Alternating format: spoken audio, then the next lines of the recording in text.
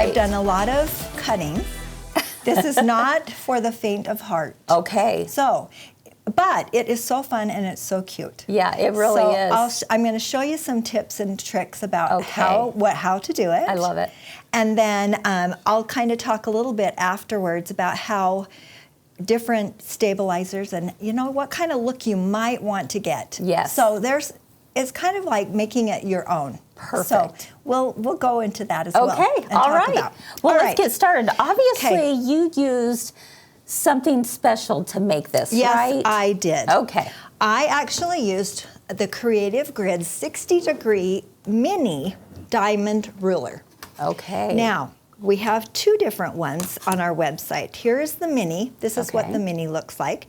It goes anywhere from 1.5 to 4.5. They also have a bigger version. Oh, that is big. Which goes from 1.5 to 8.5.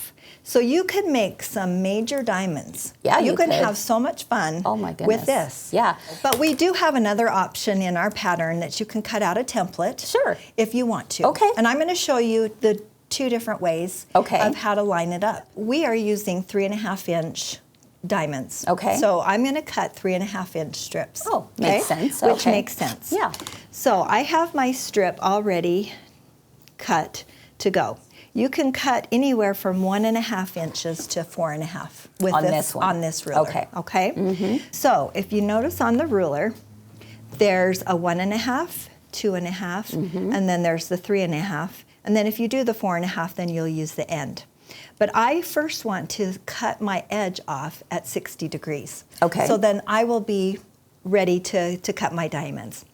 So I'm going to lay just How do we know where the 60 degree is? Well, if you line up, you've cut this 3.5, and you line it up here at the bottom, then this right here, this cut will be the perfect 60 degrees. Okay. I'm just going to line this up here and line this up here so that I've got it for 60 degrees. I'm going to just cut this. We'll cut the point off by 1/4 inch. So now I've got my 60-degree angle. Yeah. Now all I need to do, I'm going to line it at the edge, make sure that there's an edge here. You won't go all the way to the point because we cut it off.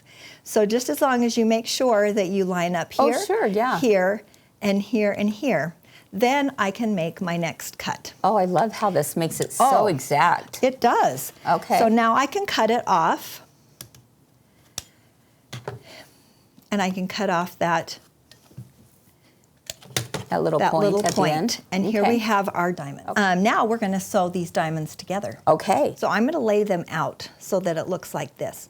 First of all, when you first see those diamonds, you're like, ooh, am I going to have to do Y seams? But no, you don't have to sew Y seams. Perfect. You're just sewing rows together. Okay. Okay, so here is our one that we did with the ruler. Okay, you'll notice that there are the points are cut off here. Okay. So in order for you to sew them together, let's start with this first one. You're going to flip it over and you're going to sew 1/4 inch on this top. Now on this one, you've got to offset it. You've got to leave about 1/4 inch here, and you've got to leave about 1/4 inch here. Jackie, what happens if we don't do that? Okay, good question. So this one is with the ruler. All you have to do with this one is you just have to line up the raw edges. That's why it's nice to have those points trimmed off. Yeah. So now all I have to do is take this to my machine and you will sew 1/4 inch. I do not do a back stitch.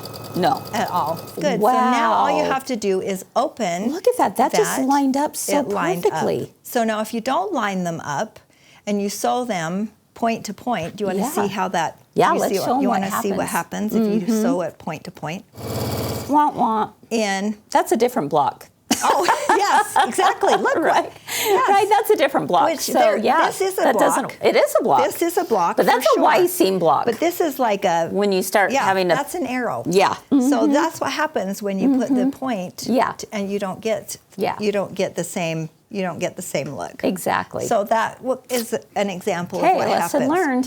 So it's really important that you have your point on your upper left and your bottom right. Okay. And you need to do all of them the same way.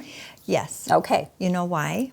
Why? And you know how I know? How? I just didn't read the pattern because I always have to do that. You know, I always have to make a mistake. Yeah. I promise you, if you do it exactly the way we have it written in the pattern, then you'll have success. Okay. All right. Okay, so we're going to make a whole bunch of those. Yes, you are, and you're going to sew them together in rows. So you're going to sew. If you follow the pattern, you do a row of 2, a row of 4, 6, 8.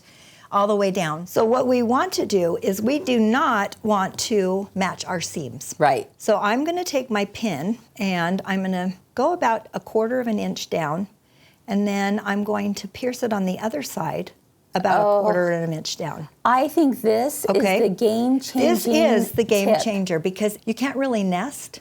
No. You can't on this. No. You have to do it this way. And you're putting it right into the seam across Of the from next it. one. Right. But really, those are now 1/4 of an inch off. Okay, so when you open it, you can Yeah. tell that those seams do not line up. Right. So then once you've got the that's first excellent. one, then you know that one is ready to Okay. go.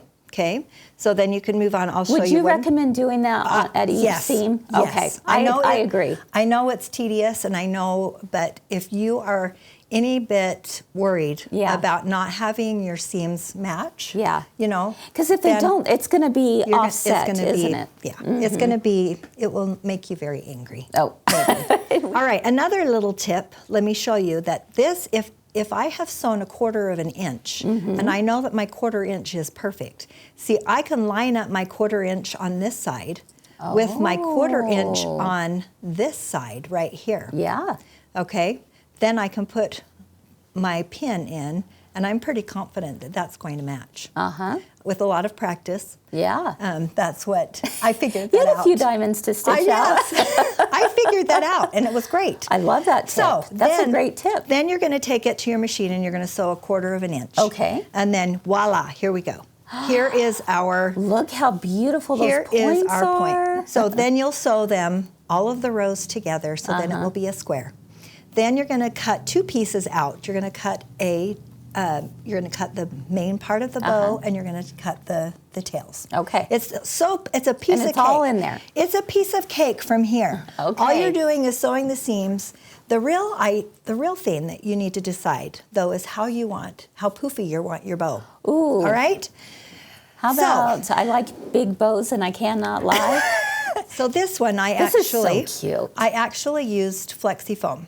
Wow. I quilted the whole thing. Wow. I You just stitched in the ditch. I just stitched in the ditch. Okay. Yes. And then when you fold it together, we're talking, this is not going anywhere. This it's is not. the beauty of the weighted bow. This is a statement piece. Yes, it is. Right? I can't wait to put this on my wreath. But you know what? You made it so simple. You gave us good tips. Yeah. You gave us really great information for us to be able to definitely say, you know what? I think I could do this. Yes, you I can. think I could do this.